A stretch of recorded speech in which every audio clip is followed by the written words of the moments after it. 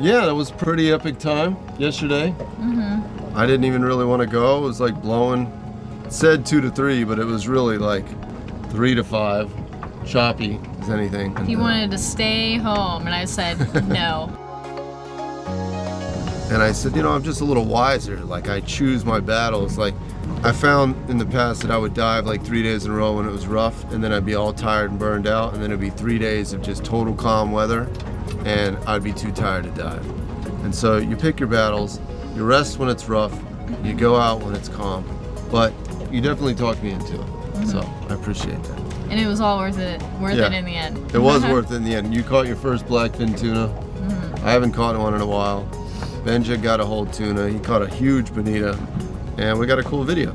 So, and we did a catch and cook, which is, I want to start doing more of those, and that's one of my favorite dishes to make.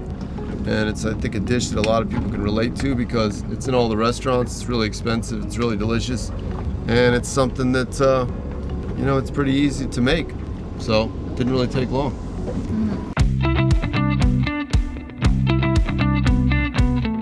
What happened first was that morning we were trying to go spearfishing at a bridge. So you ready to go kill some fish? Yep. What are we gonna go get? We're gonna try to shoot some hogfish and some snapper. Yeah, some mangrove snapper, some mutton snapper, some hogfish. Come on! Go! Come on. There we go. Now we got the full crew.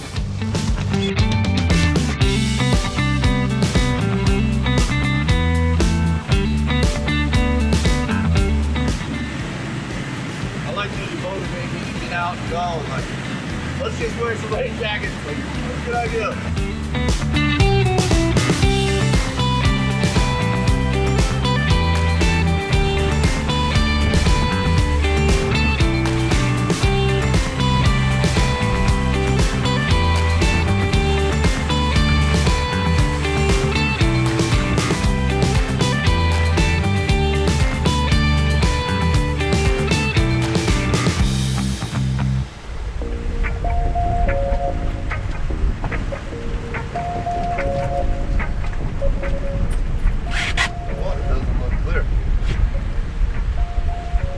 Clear as I thought it would.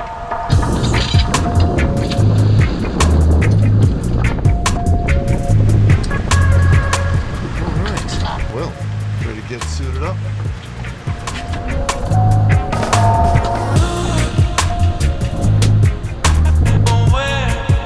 And we got there right at slack tide, hoping that the you know, high water would have come in and cleared it all out, but it was just totally murked out. We couldn't even see. It's like 2 to 3 foot viz, terrible viz. The water is like super muggy. Super muggy? Yeah. This is kind of scary when I can't see shit. What if I go down there and there's like a shark? Shark's not gonna mess with you. And just couldn't even really spear. Had some chum on the bottom. All we saw was a bunch of chubs, and just, you know, couldn't get anything. That was just a little too murky for us. Too murky.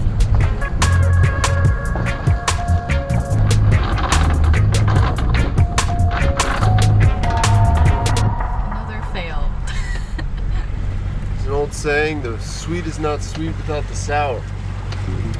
Okay, if you went out and killed it every time you went out, then it wouldn't be any fun.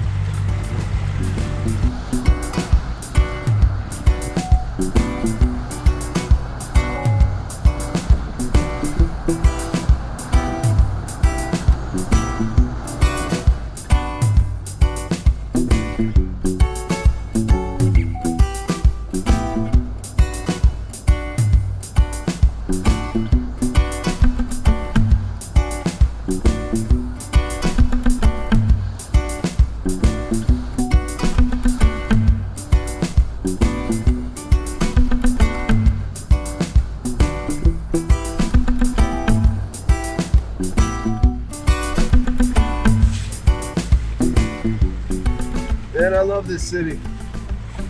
All these buildings right on the water. It's my kind of town right here.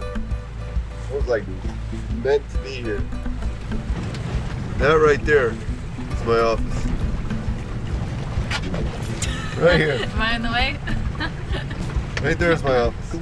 Presto Restoration Products and Services. If you need any building restoration services in Miami or nationwide, we're the company to call. PrestoRestore.com. Check it out, right?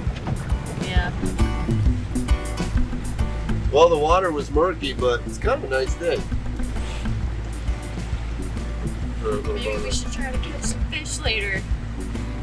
Yeah, we can. That's the beautiful thing about fishing and spearfishing is they go hand in hand. Like some people don't fish, some people don't spearfish, but really, I like to do them both. But sometimes you just can't fish, or you can't spear, or vice versa, and or sometimes you can't catch certain fish on spearfishing that you can with rod and reel. It's really hard to catch blackfin tuna, although I did catch one. Dry tortugas. Did you see that? 23 pounder.